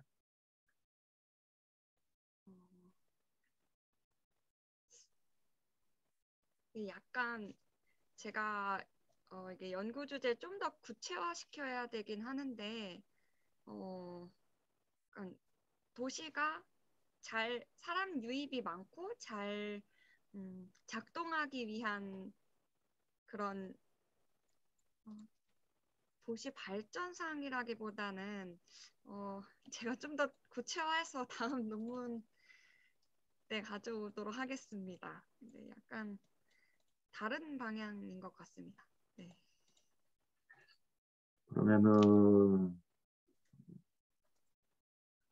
도시 매력이면은 그러니까 해외 저널에서 뭐 어반 어트랙션이라고 검색하면은 또 근데 약간 경관하고 비슷한 류의 연구들이 있고요. 그러니까 어트랙션 하면은 관광 쪽하고 연결돼 가지고 근데 이제 매력이라는 게 또 그런 관광 같은 것만 있는 건 아니고 뭐 예를 들면은 그 복합 쇼핑몰이 멋있는 게 있다. 또는 뭐 구글 본사 같은 게 있다. 구글 본사가 있다는 거는 뭐 경관적으로 멋있진 않지만 그 도시에 뭐 구글 본사가 들어왔다 그러면은 굉장히 매력도가 올라가잖아. 사람들이 뭐 그 보러 가고 실리콘밸리 가봤자 뭐 건물은 다 그냥 저층에 볼품이 없는데 다들 실리콘밸리 하잖아요. 그런 거는 이제 어떤 도시 기능이 어떤 기능이 매력적인 기능이냐, 도시를 발전시키는데, 그러면은, 그럼 약간 도시에서 산업이라든가, 토지용하고 좀 관련이 된다라는 얘기고요. 그러니까 지금 방향이 좀 여러 가지인 것 같은데, 어떤 도시의 경쟁력을 높이기 위해서 어떤 기능을 거기에 집어넣을 건지에 대한 연구인지, 두 번째는, 그러니까 첫 번째는 하여튼 기능에 대한, 요번에 지금 저기 수원공항 중전부지 프로젝트 같은 경우도 어떤 기능을 집어넣었을 때 그 주변이 이제 뭐 발전할까, 뭐 그런 거 지금 연구하는 거잖아요. 그러니까 그런 전략인지, 그런 거에 대한 관심이 있는 건지, 아니면은 아까 뭐 구글 스트리트 뷰 같은 경우는 사실 경관 연구할 때 많이 쓰던데, 그러니까 사람들이 인식했을 때 뭐 좋은 경관이라고 부를 만한 하는 것들이 어떤 건지 그런 거를 약간 디자인이나 경관적인 그런 관점에서 스트리트 뷰를 보는 그런 방법들이 있고 좀 두 가지가 약간 다른 결인데 또는 뭐 아까 세 번째는 뭐 어디 중심지에 앞으로 어떻게 뭐 압축적으로 개발이 될 건지를 3차원적으로 시뮬레이션을 한다거나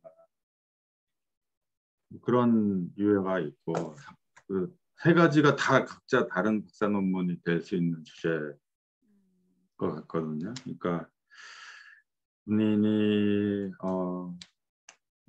좀 뭐 박사 아직 입학도 안 했으니까 입학하고 나서 어떤 주제를 다룰지 박사라는 거는 막 이렇게 굉장히 브로드하게 하는 게 아니고요. 약간 좀 원래 박사라는 단어랑 한국에서 쓰는 박사라는 단어랑 조금 안 맞는데 그 박사의 박은 넓다라는 뜻인데 실제 박사 논문은 넓게 쓰면 안 되고 좁게 써야 돼요. 좁게 써야 되니까 그 박사는 브로드하게 다 알지만 박사 논문은 그중에서 좁은 거 하나로 써야 돼요. 하나로. 다 알지만 하나를 더 잘하는 그렇게 써야 되는데 브로드하게 아는 거 그냥 평소에 알면 되고요. 그 박사 하긴 닥터 오브 필라소피잖아요. 그러니까 학문에 대해서 그냥 보편적인 학문에 대해서 이제 박사 학위를 주는데 학문에 대한 뭐 틀이나 이런 그 학문을 하는 데 있어서의 틀이 갖춰져야지 닥터 오브 필로소피를 받는 건데 그 학문에 대한 틀이라는 게 넓은 게 아니고 되게 좁은 가설을 자기만의 어떤 방법론으로 또는 뭐 다른 사람이 얘기했다고 하더라도 그 데이터에 적합한 방법론은 어차피 하나니까 그걸로 끝까지 끌고 가서 자기 주장을 증명을 한다. 다른 사람들한테 설득력 있게 보여준다. 그리고 그 주장이 지금 이 시점에 의미가 있다. 그럴 때 박사학위라는 걸 받는 거거든요. 박사학위는 좁은 거를 쓰지만 그걸 가지고 박사학위를 주는 이유는 이 친구가 이런 그 사고를 하는 그 틀이라는 게 이제 갖춰졌으니 졸업하고 나서도 박사학위를 받고 나서도 이제 박사 학위자로서 계속 똑같은 그 비슷한 류의 업적들을 이제 낼 수 있는 자격이 됐다. 그래서 이제 박사학위라는 거 주는 거거든요. 받는 거지. 그러니까 하여튼 그 너무 넓은 주제 박사학위 난 들어왔다고 해서 넓은 거를 하는 게 아니고요. 다른 박사도 다 마찬가지인데 하여튼 그 학문이라는 거를 이렇게 다루는 그 훈련이 됐다라는 것만 증명이 되면 사실 박사학위는 줘요. 근데 이게 뭐 논문이 뭐 어마어마한 논문이라기보다도 하여튼 그 학문, 그러니까 연구라는 거를 이렇게 자기가 설계해가지고 쓸 수 있는 틀. 근데 연구는 뭐 데이터는 엄청나게 뭐 많고 뭐 굉장히 뭐 많은데 뭔가 생각이 정리가 안 돼 보인다. 그러면은 이제, 아직 준비 덜 됐다 이렇게 이제 판단합니다. 하여튼 이렇게 그 민서를 마지막으로 해서 이제 이번 학기 저기 연구실 주제 발표 세미나는 이제 이걸로 마무리를 하는데요. 다들 이제 한 번씩 쭉 봤는데 이제 논문 심사 들어가는 학생들은 논문 주제에 대해서 이제 얘기했고 논문 심사 들어가진 않지만 이제 그 중간 과정에 있는 학생들은 이제 지금 하고 있는 연구 주제 그리고 이제 새로 입학한 학생들은 이제 앞으로 자기가 좀 관심 있는 주제들을 이제 서로 공유하는 그런 시간이었고 각자 한 5편씩 논문을 소개를 했기 때문에 여기 다 자료를 공유했기 때문에 한 100편 정도는 여러분들이 방학 때 계략적으로지만 하여튼 대략 어떤 추세로 연구들이 해외에서 특히 어떤 주제들이 이제 연구됐는지를 한번 쭉 본 건데 보면은 그 전체적인 흐름을 보면은 도시 분야도 상당히 그 뭐 빅데이터라든가 인공지능 같은 그런 방법론들이 굉장히 많이 이제 진입하고 있다. 그리고 타 분야에서 뭐 개발한 뭐 시스템 다이나믹스나 뭐 이런 방법론들로 그러니까 그런 방법론이라는 거는 쉽게 얘기하면은 뭐 회귀 분석을 개발한 거랑 비슷한 개념입니다. 회귀 분석이라는 방법을 개발했기 때문에 그걸로 이것도 쓰고 저것도 쓰고 하는 거잖아요. 그러니까 그런 방법 다른 분야에서 이제 범용적으로 개발됐던 그런 방법론이 이제 서로 이 분야에도 이제 적용이 된다, 적용이 되고 있구나라는 걸 아마 알았을 것 같고요. 그게 다 왜 그러냐면 아까도 비슷한 얘기를 했는데 그 연구라는 게 이제 어떤 주장을 이제 설득을 시켜야 되는 그런 구조를 가지고 있는데 지금까지 많은 사람들이 연구를 해왔잖아요. 지금도 막 하고 있고 그러다 보니까 그런 연구들하고 차별성을 가지려면 방법론들이 계속 그 새로운 방법론들이 계속 만들어지고 그 예전에는 A라는 방법으로 그걸 증명했는데 이제는 B라는 방법, C라는 방법론들이 계속 새로 방법론만 만드는 논문집도 있어요. 그래서 그러니까 방법론만 연구하는 그런 논문도 있는데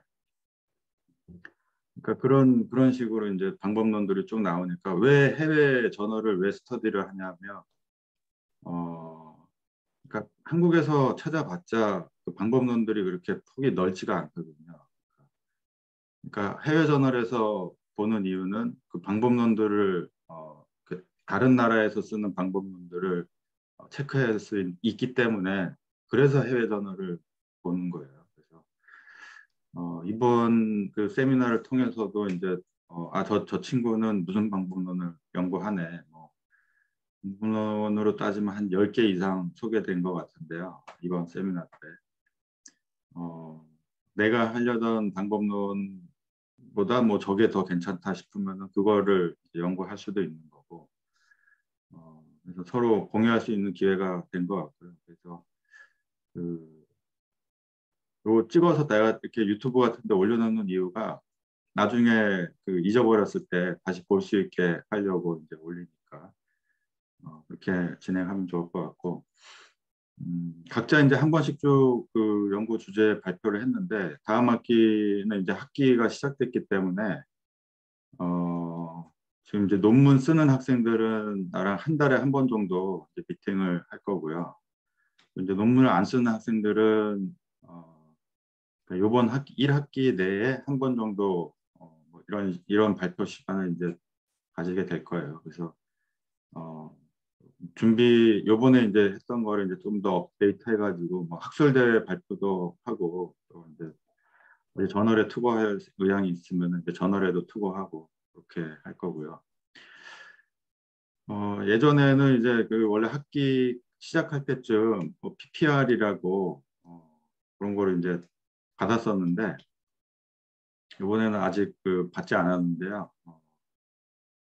이거를 PPR로 할지, 요 BK 사업단에서 PPR을 굳이 취합을 안 하더라고요, 요즘에. 취합을 안 해가지고 지금 뭐 취합하라고 연락 온 거 없죠, 민경이?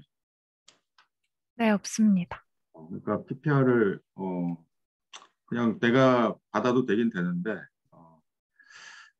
그거를 PPR 말고 좀 다른 방식으로 취합을 하든지 그렇게 해볼게요. 그렇게 할 테니까.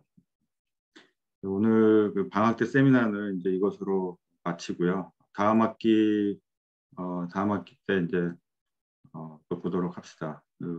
다음 학기는 이제 방장 실장이 이제 바뀌는데요. 아마 오늘 세미나를 마지막으로 아마 방장 실장이 이제 마지막 퇴임인데, 재윤이 여기 있나? 네, 입니다. 재윤이가 이제 저기 실장을 이제 끝나거든요. 그래서 재윤이 끝나고 이제 지원이가 이제 맡게 되는데, 재윤이 1년 동안 이제 수고 많았고, 그래도 한마디 하면서 끝내도록 합시다, 재윤이. 한가요? 네. 참, 연구실이 되게 풍요롭고 행복할 때 많이 도와주실 때 실장을 해서 나름 굉장히 편하고 행복하게 실장했던 것 같습니다. 앞으로도 좀 좋은 분위기가 진행됐으면 좋겠고, 코로나라서 조금 사람들을 많이 못 만난 게 아쉬운데, 그 부분이 좀 내년에는 개선되기를 바라면서 감사하다는 말씀 드리고 마치겠습니다.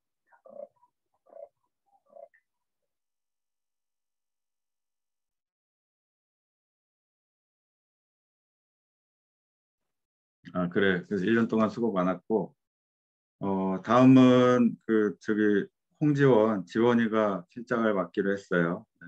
지원이 여기 있어요? 네, 들어와 있습니다.